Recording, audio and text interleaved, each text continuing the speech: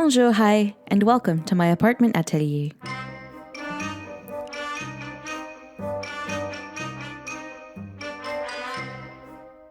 Well, it's the last weekend before Christmas and I have presents to wrap.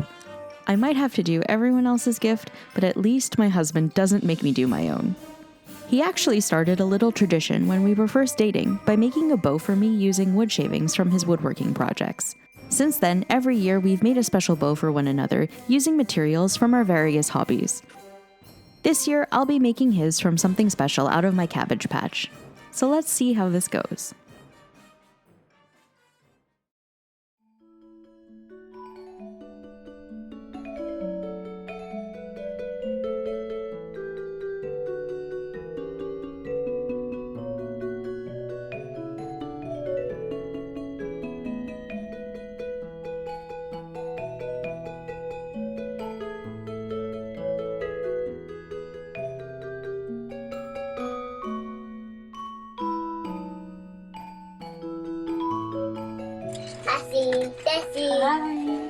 Merci.